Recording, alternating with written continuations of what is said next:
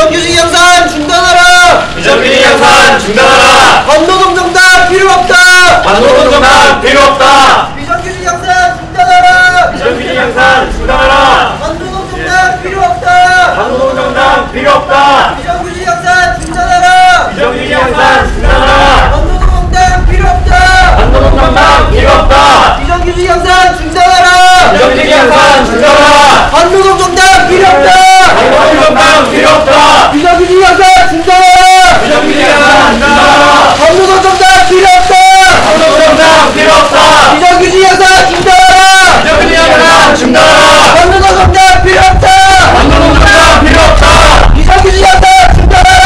비정규직 양산 중단하라! 국회 정당 해체하라! 국회 정당 해체하라! 반노동 정당 필요 없다!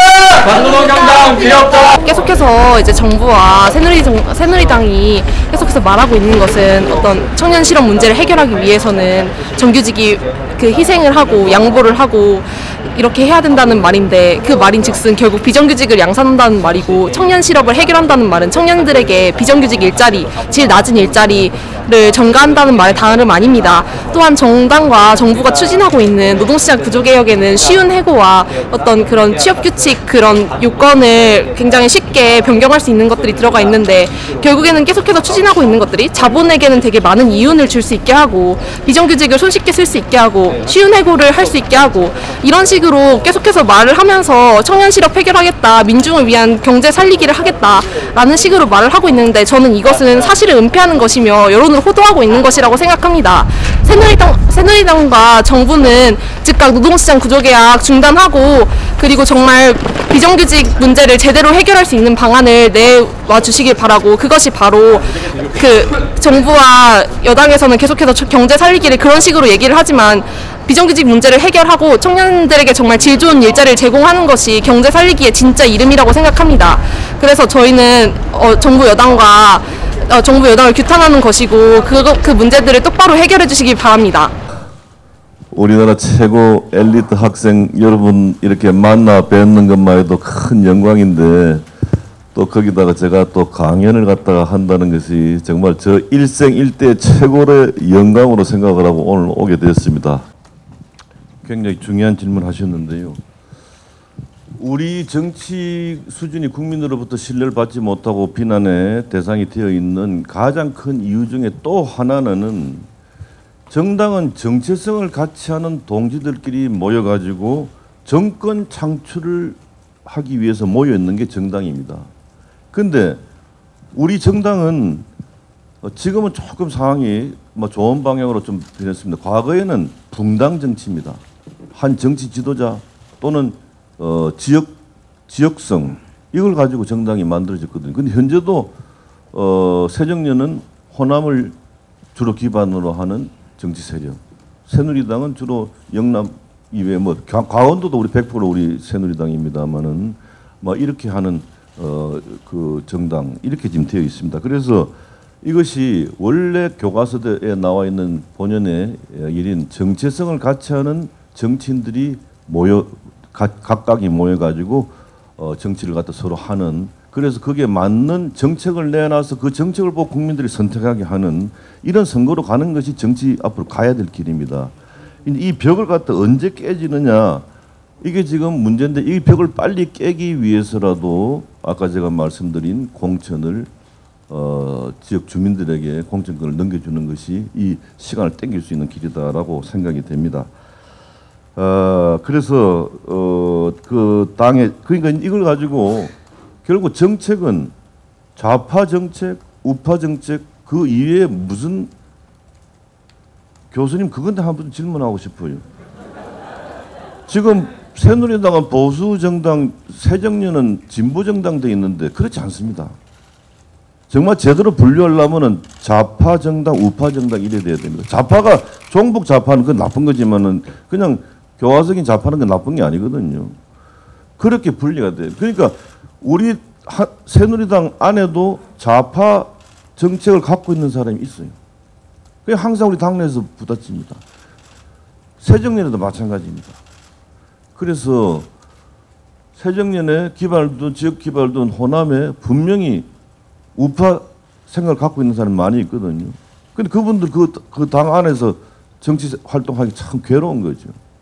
그래서 지난번 공천 때 18대 때 정부에서 장관도 지내고 뭐 여러 가지 이런 경험이 많은 그런 분들이 새정년에 있다가 4년 동안 의정 활동 중에 당의 정체성과 좀 다른 주장을 했다고 결국 그것 때문에 공천 못 받는 분이 여러 명이 있습니다. 그래서 이래 돼서는 안 되겠다 하는 생각이고 방금 김하영 학생의 지적이 참 올바른 지적인데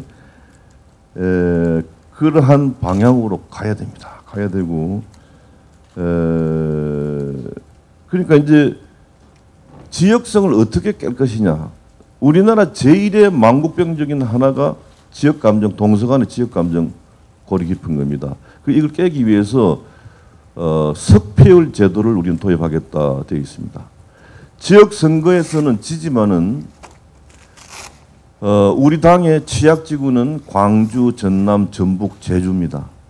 그래서 이 취약지구를 정해가지고 거기에서는 비례대표 당선될 수 있는 번호 안에 복수로 이름을 올리는 겁니다. 예를 들어서 2번, 4번, 6번에 다 당선될 수 있는 번호에 광주, 전남, 전북 이름을 다 올리는 겁니다. 복수로. 그래가지고 그 선거에 지역 선거에서 1등 한 사람은 비례대표에 당선될 수 있도록 하는 것이 석패율 제도입니다. 이거로 다 해결되는 건 아닌데 우선 그래도 지역 우리도 전라도에서 국회의원이 당선될 수 있도록 하고 새정년은 경상도에서 당선될 수 있도록 해가지고 먼 장래에 뭔가 좋은 방향으로 해결될 수 있도록 하기 위한 그런 뭐 어쩔 수 없는 노력이 바로 석패율 제도입니다. 그리고 또 권역별 대표 제도도 있기는 합니다만은 그렇게 이해를 해주시고 비례대표는 어떻게 할 것인가? 비례대표는 이제 전문성을 보고 공천을 갖다 하는 것인데 그동안 우리는 전문성을 본다고 하기는 했지만 거기에 여러 가지 문제가 좀 많이 있었습니다. 그래서 비례대표도 제가 이미 선언했습니다. 저는 당대표로서 비례대표에 대해서 단 한 명도 나는 내가 지명하지 않겠다. 모든 것을 투명하게 이 공개적으로 해가지고 우리가 필요로 하는 우리 당의 원군이 될 수 있는 전문가 집단에서 뭐 선출 방법을 만들어 가지고 대표성 있는 사람을 모셔오기로 하겠다 이렇게 지금 생각을 하고 있습니다.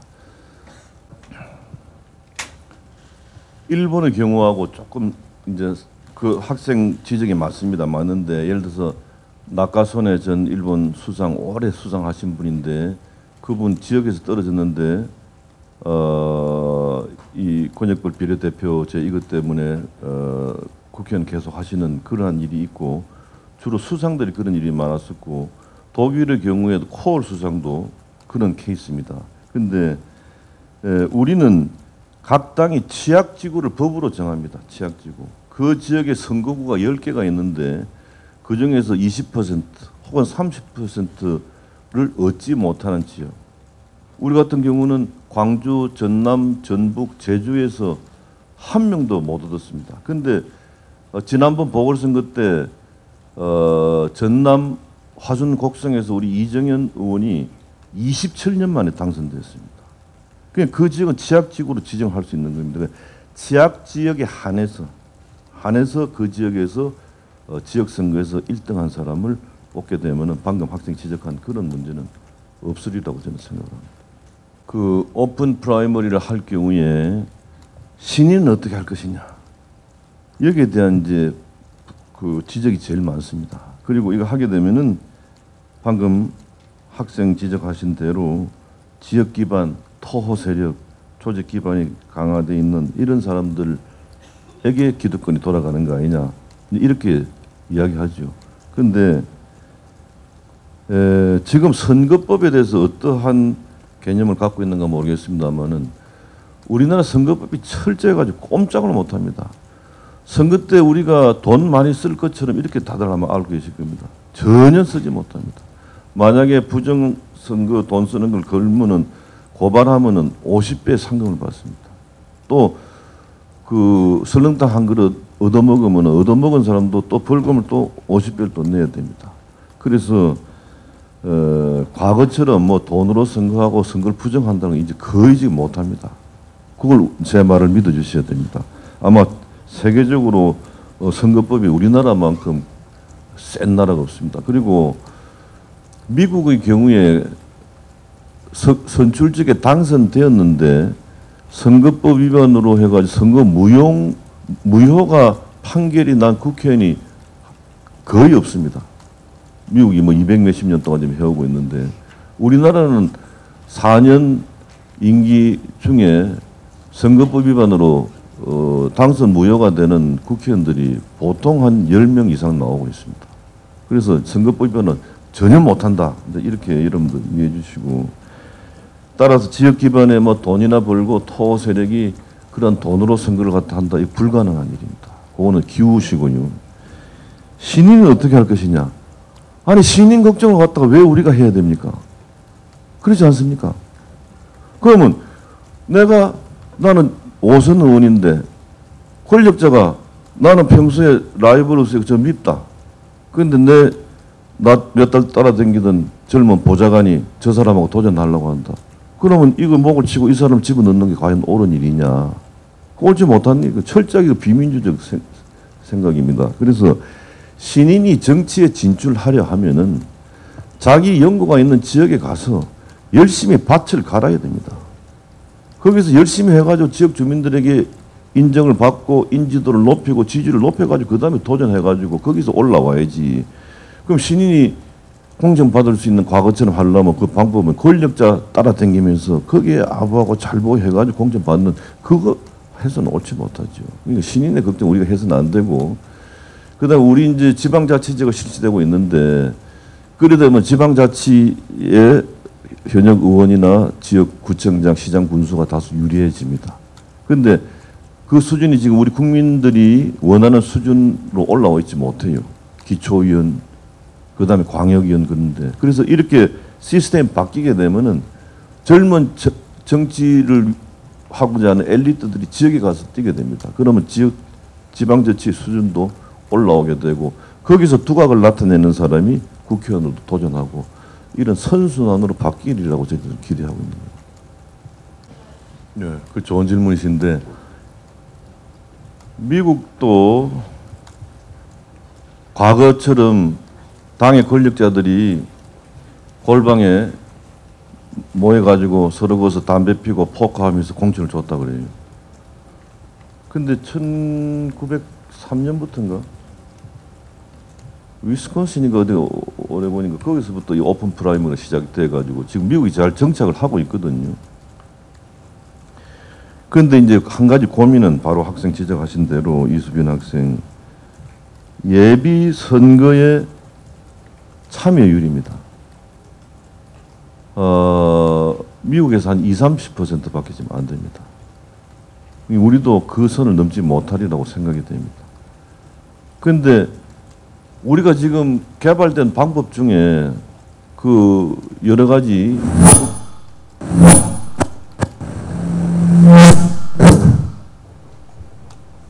국민들의 의사를 알아보고 이래 하는 여론조사 방식, 그 이상 방식이 개발되면 안 되고 있지 않습니까? 물론 정확도는 플러스 마이너스 3.5% 뭐 이렇게 보고 또 어떤 경우는 역선택을 또 하기 때문에 그것도 또 정확하지 않다. 하지 마시고. 그래서 그러한 점이 조금 걱정이 됩니다만은 뭔가 완벽한 제도는 만들 수가 없어요. 그래서 어느 게 가장 주민들의 뜻을 가장 많이 반영시킬 수 있는 제도인가 이거죠. 그래서 예비 선거 참여율이 뭐 한 20, 지금 제외 국민 참정권이 있는 거 아시죠? 그래서 이제 대통령 선거 또 국회의원 선거 때 처음에는 뭐 그 굉장히 기대를 하고 투표율이 높을 것으로 생각을 했는데 뭐 살기 바쁘고 하니까 마음은 있으나 투표를 못 가가지고 투표율이 뭐 7.5% 정도인데 이게 점점 앞으로 더 내려갑니다. 더 내려가고 일본의 경우는 뭐 1%를 넘지 못한다고 합니다. 그래서 결국은 많이 투표에 참여해야 되는데 여기서 투표 뭐 지금 뭐 답이 얼마나 나올지 모르지만은 젊은 층들이 투표 잘 안 하지 않습니까? 그죠? 투표는 안 하고 비판은 많이 하죠. 그것도 옳지 못합니다. 투표 참여하시면서 비판을 갖다 하시야 국민적 된 도리를 다 하시는데 투표율을 높이기 위한 노력을 또 해야죠. 그래서 현재 사전 투표 제도가 있는 거 아시죠? 국회의원 선거 날짜가 있으면은 바쁜 사람은 그 전에 사전 투표를 해라 해가지고 사전 투표를 이틀간 줍니다. 그것 때문에 한 10% 정도 투표율이 올라간 것으로 지금 되어 있습니다만은 그렇게 이해를 해주시고 과연 예비 선거로 올바른 후보자를 뽑을 수 있겠는가 이게 중후 정치로 가는 게 아니냐 하는 그런 우려도 없지 않아 있습니다만은 그 우려보다는 공천권이 권력자의 손에 놀아나가지고 오는 잘못된 그러한 문제보다는 이게 더 훨씬 적다 이렇게 우리가 보는 겁니다. 국민일보에 뭐라고 했다고요? 확실하게 말씀드리겠습니다. 그런 일이 없었습니다. 그 권력자라는 꼭 대통령을 칭하는 건 아닙니다. 당의 권력자들도 이야기하는 겁니다. 양종욱 학생 또 기자 같은 질문을 가지고 굉장히 입장 곤란한 질문을 하시는데 우선 지금 국회법 개정 가지고 지금 난리가 났지 않습니까? 거기에 대해서 여러분들 얼마큼 이해를 하시는가 모르겠습니다만은 이제 우리나라는 상권 분립이죠. 근데 국회에서 법을 만듭니다. 근데 법을 만드는 것이 세세한 부분까지 다 성한 법을 만들 수가 없는 거거든요. 그러니까 법의 줄거리를 만들면은 이것을 행정부에서는 그 입법 취지에 맞도록 세세한 령을 만드는 겁니다. 령 그다음에 규칙을 만드는데 그 시행령을 만들 때에 너무 행정 편의주의적으로 자기들 유리하게 이 법 해석을 확대 또는 왜곡 해석해 가지고 령을 만드는 경우가 많이 있습니다. 그것이 곧 국민들에게는 규제로 가는 겁니다. 규제로. 그래서 그러한 예가 많아가지고 항상 민원의 대상이 되고 이래 하기 때문에 국회에서 만든 입법 취지에 벗어난 령에 대해서는 시정 요구를 할 수 있게 만들자 이렇게 그런 좋은 취지로 이걸 만든 겁니다. 만든 건데 헌법 107조에 의하면은 그 령도 법인데 그것이 위법이냐 아니냐 하는 판정을 내릴 수 있는 기관은 오직 사법기관밖에 없다. 이렇게 107조에 나와 있습니다. 그런데 국회법에는 이것을 시정 요구를 강화한 겁니다. 요구를 강화했는데 그럼 그 시정 요구를 받은 행정부는 거기에 대해서 조치를 해서 국회 상임위에 보고하고 처리한다 이렇게 돼 있어요. 근데 처리한다 이 부분이 강제성이 있느냐 없느냐 이 법리 싸움입니다. 이것은 당청 간의 갈등도 아니고 우리 당내 갈등도 아니고 법리 싸움인데 이것을 우리 이거 다 찬성했거든요. 이거 사법고시 합격하는 사람도 찬성했는데 강제성이 없다고 생각했기 때문에 찬성하게 된 겁니다. 강제성이 있다고 생각하면 이건 위헌이 되는 겁니다. 저희도 그 다 인정하고 있어요. 그런데 우리 유승민 원내대표는 강제성이 없다라고 생각하고 이 일을 추진했고 새정년의 이종걸 원내대표는 강제성이 있다라고 생각하고 추진한 겁니다. 여기 차이가 난 겁니다. 그래서 다시 오늘 아침에 회의 때 이야기했지만은 만약에 새정년에서 강제성이 있다고 주장하는 것은 위헌성 있는 법안을 통과시켰다 하고 주장하는 겁니다. 자가당착에 빠지는 겁니다. 그래서 이것은 우리는 강제성이 없다고 생각을 하고 그럼 이 부분이 강제성이 있느냐 없느냐 이 판결을 어떻게 내리느냐 이게 중요한 거거든요. 그러니까 청와대 홍보수석은 그 부분에 대해서 국회에서 판결을 내려서 다시 우리에게 연락해라 이렇게 이야기하고 있는데 이 판결을 내릴 수 있는 절차는 연구를 해보니까 국회에서 만든 법을 가지고 지금 헌법재판소 보내가지고 권한쟁의 심판 소송을 갖다 그걸 못하게 돼 있어요.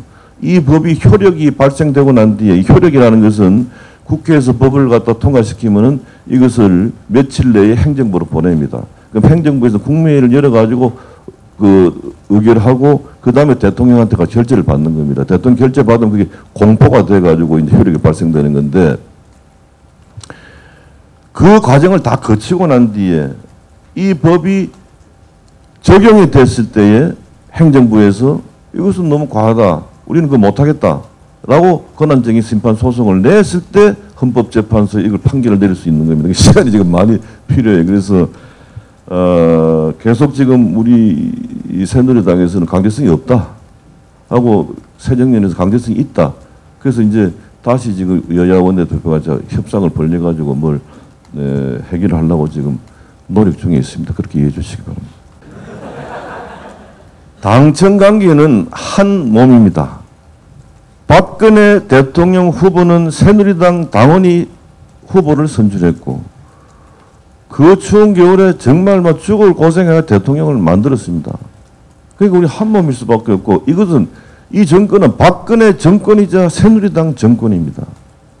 한 몸인데 이제 그러니까 당은 대통령이 하는 일에 적극 뒷받침을 하고 베이스가 돼야 되죠.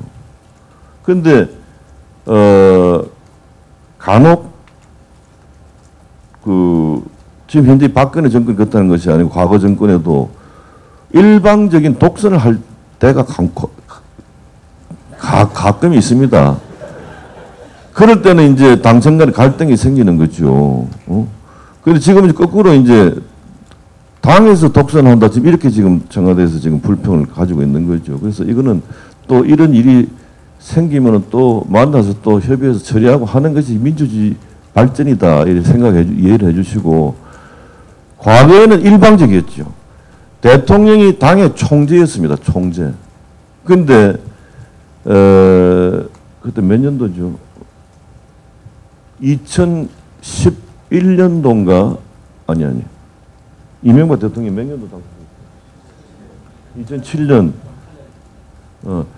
2007년도에 제가 사무총장을 했는데 그때 혁신위원회가 만들어져 가지고 당을 민주정당으로 만들자. 그래서 그때 이제 홍준표 당시 의원이 혁신위원장을 했는데 그때 만든 것이 당권 대권 분리입니다. 당권 대권 분리해 가지고 대통령은 당의 총재직을 떠나라. 그래 가지고 지금 현재 박근혜 대통령은 당의 총재는 아닙니다. 총재는 아니지만 당의 정신적 지도자지요. 그걸 존중해주고 그런 서로 간의 관계가 가는데 과거처럼 그렇게 일방적으로 대통령이 하는 일에 모든 걸 따라가고 하는 그런 상황은 아니라는 것도 분명합니다. 창조 경제가 무엇인가? 이게 참 어려워요. 어려운데 여러분 과거에 PC 상상도 못했지 않습니까? 여러분 세대는 뭐 어릴 때부터 PC를 접했지 모르죠. 우리 세대는 뭐 과거에 없었던 일이거든요. 이 스마트폰 과거에 없었지 않습니까? 옛날에는 이만큼 두꺼운 뭐 전화번호 책을 갖고 다니면서 그걸로 이제 하고 과거에는 카폰이 이만했어요. 카폰. 그 점점 줄어들었죠. 그 다음에 핸드폰도 모토로라에 나오는 도끼처럼 생긴 거 그거 무거운 걸 들고 다니는데 요새는 하나 있었단 말이지. 이렇게 이 세상은 혁신으로 바뀌고 있습니다. 그런데 그렇게 과거 문화에 없었던 것 새로운 걸 만드는 것을 난 창조 경제라고 생각을 하고 이것은 어디서 나오느냐? 사람의 두뇌에서 나옵니다. 시대는 바야흐로 혁신의 시대입니다, 여러분. 그러니까 인간이 생각할 수 있는 창조적인 그러한 두뇌를 어떻게 잘 개발해가지고 새로운 뭐를 만들어내는 이것을 어떻게 교육시키나 이게 교육제도가 잘 됐느냐 못 됐느냐 이렇게 저는 생각이 됩니다. 그래서 지금 이 세상을 이끌고 가고 있는 파워가 어디가 제일 세다고 생각하십니까? 저는 실리콘밸리라고 생각을 해요. 이 실리콘밸리에서 오늘 지금 이 순간에도 우리가 상상하지 못할 새로운 발명품이 생산돼 가지고 물론 그게 상용화 뭐 거의 90%는 실패하고 한 10% 정도 상용으로 갑니다만은 세계 최고의 부자인 마이크로소프트의 빌 게이츠가 하는 말이 이렇게 이야기했습니다. 나는 눈에 보이는 경쟁자는 두렵지 않다. 그러나 지금 이 시간에도 어느 집 창고에서 태동되고 있는 벤처가 나는 두렵다. 이렇게 이야기를 했거든요. 그래서 이 세상을 끌고 가는 힘은 인간의 머리에서 짜낼 수 있는 새로운 창조적인 힘을 가지고 뭔가 세상을 갖다가 혁신적으로 바꾸는 그런 발명품 이겁니다. 근데 이걸 하기 위해서는 그런 토양을 만들어줘야 되는데 이 토양을 만들어주는 것이 대한민국 국회에서 해줘야 되는데 이 대한민국 국회에서는 이것을 선도해가지고 그런 사람들이 마음대로 활동할 수 있도록 이 법과 제도를 갖다가 만들어줘야 되는데 이걸 안 해주는 게 대한민국 국회입니다, 여러분. 저는 대한민국 최고의 엘리트 학생 여러분 앞에 고발합니다. 대한민국 국회는 그걸 발목을 잡는 게 대한민국 국회입니다. 그래서 크라우딩 펀딩법이라는 거 이것도 새로운 뭔가를 갖다가 세상을 창출하는 그러한 시스템인데 이걸 지금 발목을 잡고 지금 몇 달째 지금 안 해주고 있습니다. 여러분 지금 우리나라는 성장의 한계가 왔습니다. 이제 제조업은 안 됩니다. 정몽구 회장한테 당신 공장 중국, 미국에 짓지 말고 한국에 지어라. 그 말 듣습니까? 경쟁력이 지금 안 되는데. 그러면 청년들이 일할 자리가 없지 않습니까? 중국 공산당의 힘이 뭔 줄 압니까? 1년에 1,500만 명의 새로운 노동력이 사회에 나오는데 그 중에서 782만 명이 대학 대졸자입니다. 이들을 모두 취직시켜 줄 수 있는 힘이 중국 공산당의 힘입니다. 공산 경제권이기 때문에 가능한 거죠. 우리는 그런 힘도 없습니다. 얼마나 취직하고 싶으면 내 영혼을 팔아서라도 취직하고 싶다 하는 것이 대한민국 청년들의 절규입니다. 그러면 정치하는 우리 정권에서는 청년 일자리를 만들어내야 됩니다. 그 제조업은 한계가 왔고 일자리 많이 나오는 건 서비스업이고 우리나라 인구가 5천만 명인데 중국에 우리보다 더 잘 사는 중국 국민들 5천만 명이 훨씬 더 넘고 그래서 그 부자들을 불러들여가지고 돈을 쓰게 하고 하는 서비스업을 발전시켜야 되겠다. 거기에는 서비스업이라는 것은 의료, 금융, 교육 뭐 이런 게 다 관광 이 서비스업입니다. 그래서 그걸 좀 발전적으로 좀 개방하는 법은 만들자고 하는데 이것을 야당에서 발목을 잡고 지금 몇 년째 통과 안 시키고 있습니다. 그러니까 국회가 욕먹어도 싼 겁니다. 괜히 내가 흥분했는데. 그래서 그 새로운 분야에 새로운 창조적인 어떤 힘을 정부에 도와주고 하는 것이 창조경제 지원책이라고 생각을 하고 이 정책이 지속될 것인가 새누리당 정권이 정권 재창출을 하게 되면 지속될 것이고 또 정권이 바뀌면 또 이게 중단되고 하면 이렇게 될 겁니다. 감당합당입니다. 그렇게 이해하시면 간단하고요.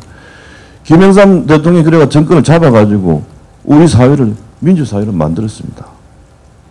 그거는 이제 강원대 교수가 지금 연구하고 계시고 언젠가는 책이 나올 겁니다만 발표하실 겁니다만은 그거는 부인할 수 없습니다.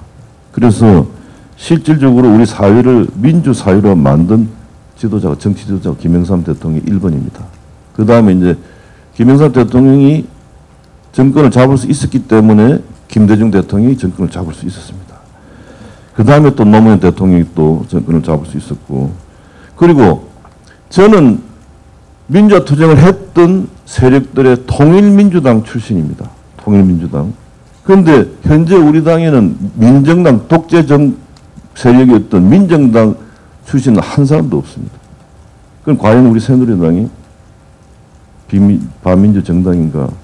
그거는 스스로 답을 하시기 바랍니다.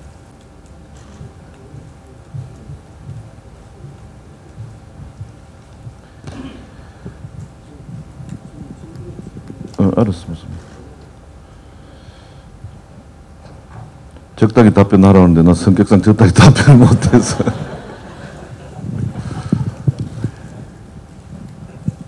노무현 대통령께서 이제 저는 이제 말 신중하게 조심해서 합니다. 노무현 대통령이 저는 통일민주당 같이 했던 입장입니다. 그리고 저하고 대화도 많이 했고 같은 부산 출신이고 우리 아버지가 부산 상고 나오시는데 노무현 대통령도 부산 상고 나오시고 이래가지고 뭐 대화를 좀 했던 사이인데 이제 김정일이 만나가지고 NLL과 관련된 발언을 많이 하셨는데 그 내용에 상당히 문제가 있다. 이렇게 우리는 본 겁니다. 그런데 이제 그게 기록물이 있는데 그 기록물이 국가 기록물일 경우는 그 대통령 이후 30년간인가 공개를 못하게 되어 있습니다. 그런데 지금 지난번 판결은 국가 기록물이 아니다라고 판결이 났죠. 판결이. 그래서 이 부분은 그렇게 이해를 해주시고, 거기 가서 김정일 앞에서 그러한 발언을 갖다가 하면 안 되는데 하는 것이 우리 생각이죠.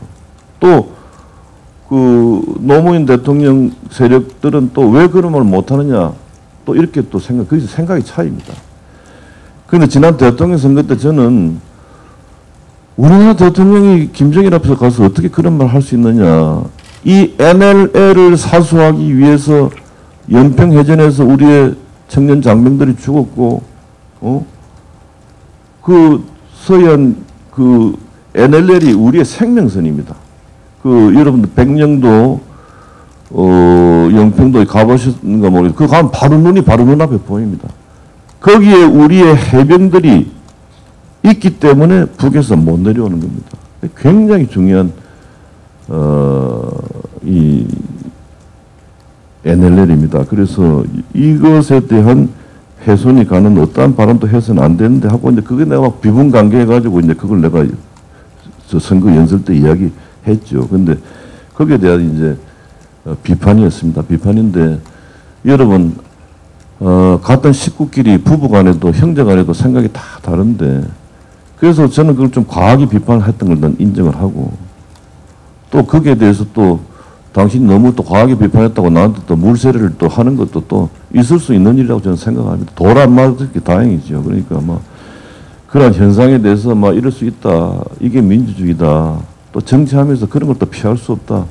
이런 생각을 가지고 거기에 대해서 아무런 감정이 없습니다.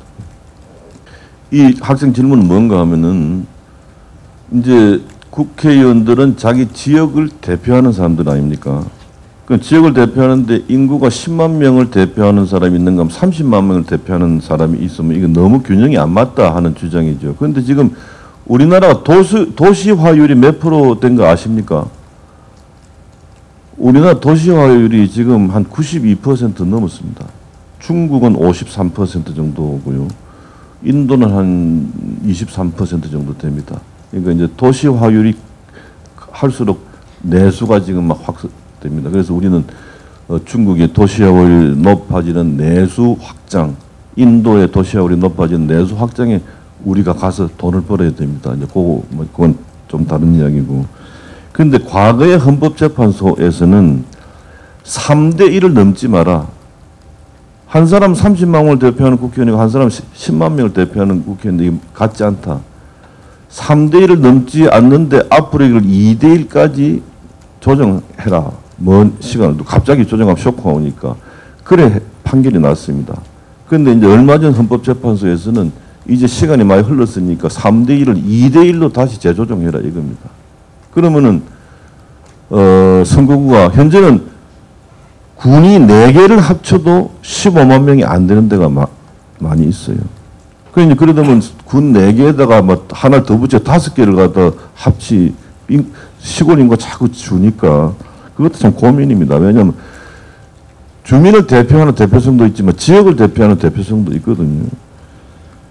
그런데 이걸 이제 국회에다가 이걸 맡겨 놓으면은 게리 맨들링이 되는 거죠. 또 힘 있는 국회의원이 막 압력을 넣어가지고 자기 선거구는 안 뺏기게 되는 거죠. 그래서 이것은 일체 국회에서 손대지 말자.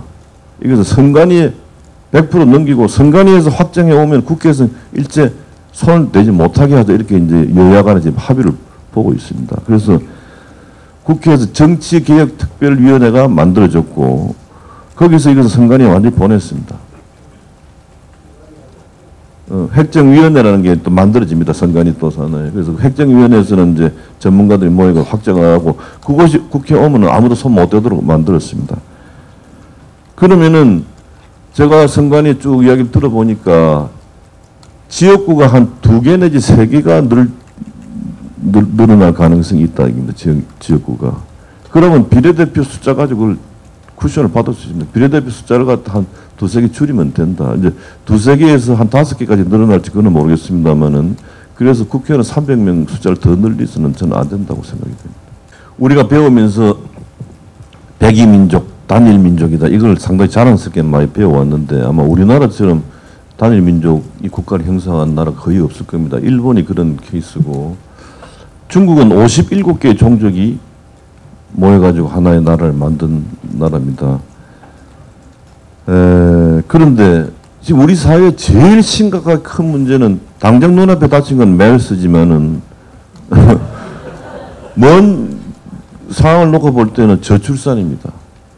그러니까 여성 한 명이 아기를 2.1을 낳아야만 인구가 줄지 않는데 우리나라 얼마 놓는 거 아시는 분? 그걸 합계 출산율이라고 하는데 아시는 분 계세요? 1.19입니다. 1.19.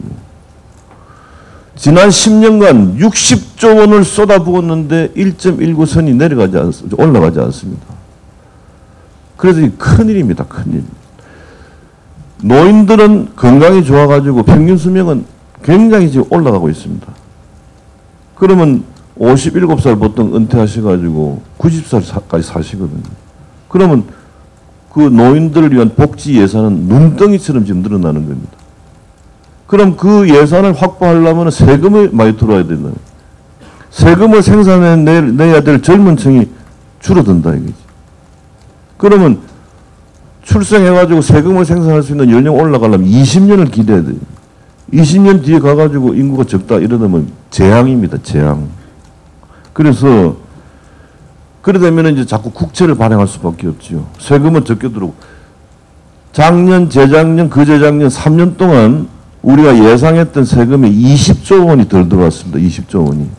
굉장히 심각한 문제입니다. 그럼 그걸 뭘로 메꾸느냐? 국채 발행입니다. 국채 발행하면 우리나라 재정 건전성이 나빠집니다. 부채 비율이 높아지기 때문에. 재정 건전성이 나빠지면은 심하게 말하면 그리스 꼴이 나는 겁니다. 그리스 꼴이. 그래서 이제 세금은 덜 들어오는데 복지 수준은 높여야 된다. 이게 안 맞는 겁니다. 이 균형을 맞춰야지. 우리나라 실정에 맞는 복지 제도를 만들어야 되죠. 그럼 어떻게 하느냐? 지금 농촌에 여성들이 없어요. 전부 도시로 취직가 나가버리고. 그러니까 농사 짓는 그 남성들이 결혼을 못해요. 그래야 다문화 가족이 생기는 겁니다. 지역에 가면 지금 이 동남아 여성들이 상당히 많습니다. 이자스민 의원은 그런 걸로 한 게 아니라 그 남편이 선원인데 필리핀 가가지고 이자스민 의원 보고 반해가지고 사랑해서 결혼한 거고. 그래서 이자스민 의원이 우리나라가 이제 언젠간 다문화 사회로 갈 수밖에 없습니다. 백이민족, 단일민족이 자랑할 일이 아니고 독일이 합계 출산율이 1.37입니다. 일본 1.34고 그래 독일이 큰일 났다. 그 이민을 받아들입니다. 받아들이는데 터키에서 몇 년 동안 400만 명이 몰아닥칩니다. 400만 명이. 그 독일 사회가 막 굉장히 막 어려워졌어요. 그래가지고 문을 닫아버렸어요. 그 다른 나라는 근데 미국 같은 경우는 막 우수한 사람들만 골라서 이민을 갖다 받을 수 있지 않습니까? 그런 상황입니다. 그래서 이 다문화가 앞으로 우리에게 굉장히 중요한 문제입니다. 그래서 그와 관련된 법안은 우리가 만들어야 됩니다. 시간이 다 됐는데 마지막으로 아까 시위했던 학생한테 발언 드렸는데 안녕하세요. 전 자유정학부 학생이고요. 아까 정당이랑 정체성을 같이 하는 정치인들 모임을 하셨는데 새누리당의 정체성은 무엇인가 하면 말씀하신 대로 우파입니다. 우파라면 자본주의 유지를 최우선 목표로 하고 이를 위해 신자유주의 정책을 공고하는 것이라고 생각하는데요. 그러한 신자유주의 정책의 표본 극격이 바로 지금 박근혜 정부가 추진하는 노동시장 구조개혁이라고 생각합니다. 정규직, 비정규직 임금격차 해소해달라니까 다 비정규직을 만들어서 하향평준화 하겠다는 거 아닙니까? 공무원연금, 국민연금 격차 논란도 저는 마찬가지 논리라고 생각합니다. 저는 해결책은 굉장히 간단하다고 생각합니다. 10대 재벌 사내유보금 500조 원으로 1,800만 노동자들, 저희 청년들 정규직으로 채용하면 됩니다. 새누리당과 정부 자꾸 정규직과 비정규직의 밥그릇 싸움으로 묘사하는데 정규직, 비정규직 모두가 윈윈한 해법이 바로 자본의 국간에 여는 것이라고 생각합니다. 그러나 새누리당은 물론이고 야당도 이런 제3의 안을 제시하지 않습니다.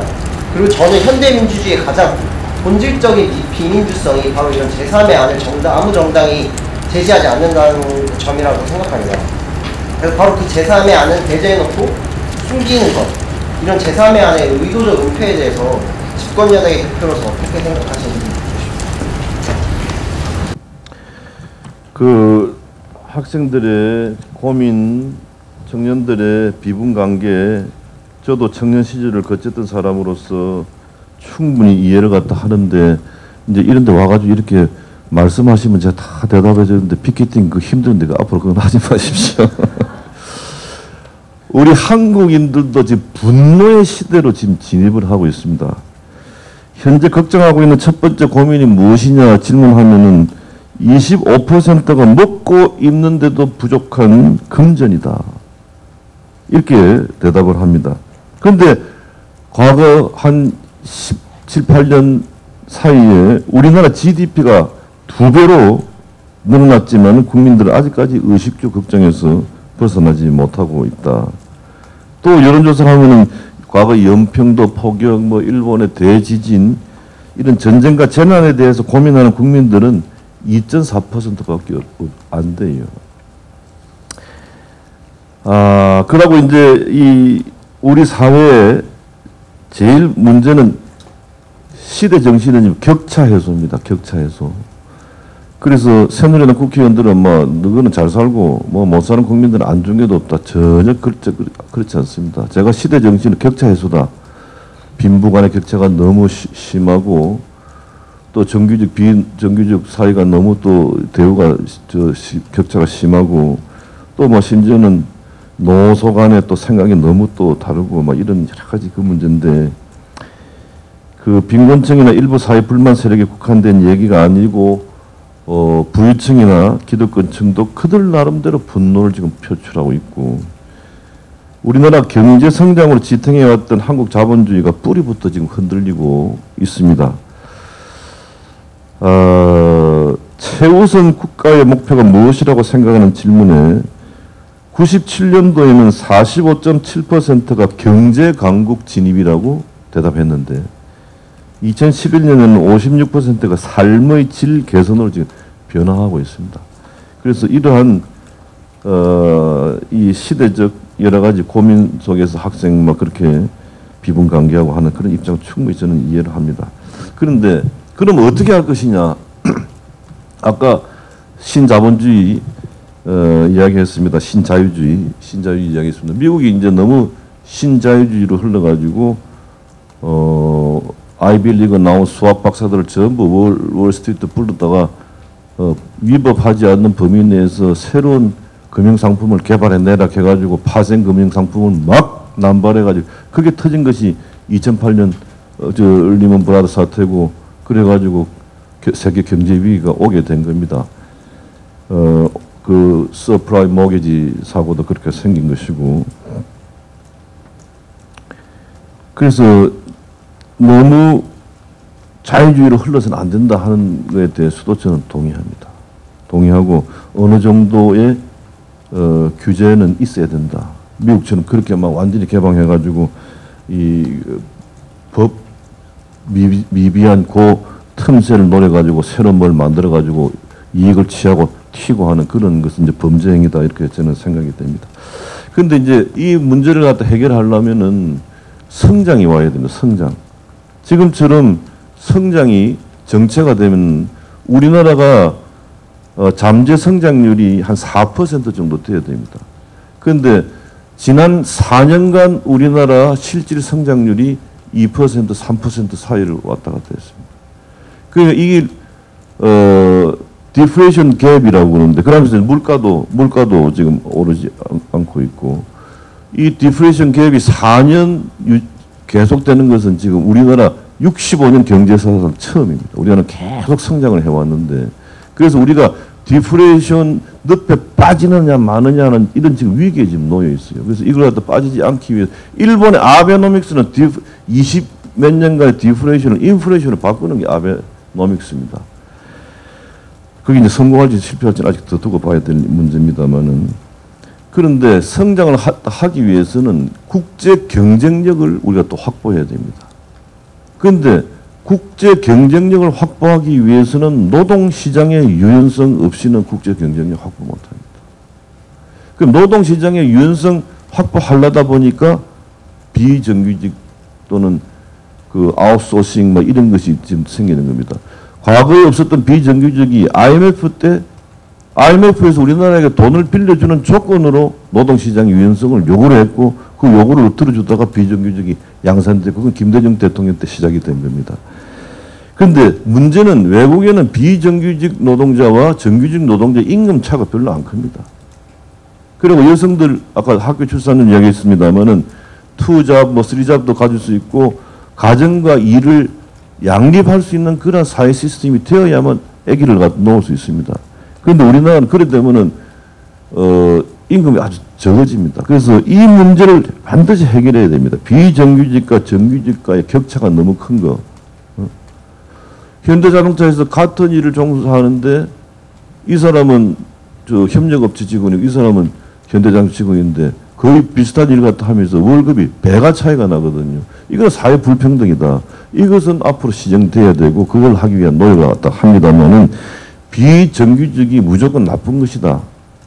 이렇게 보는 것도 난 고정관념, 잘못된 고정관념이다 생각이 되고 우리 경제가 성장을 하기 위해서는 첫째 노동시장 유연성이 있어야만 우리가 국제 경쟁력이 없어지면은 수출이 안 되는데 어떡합니까?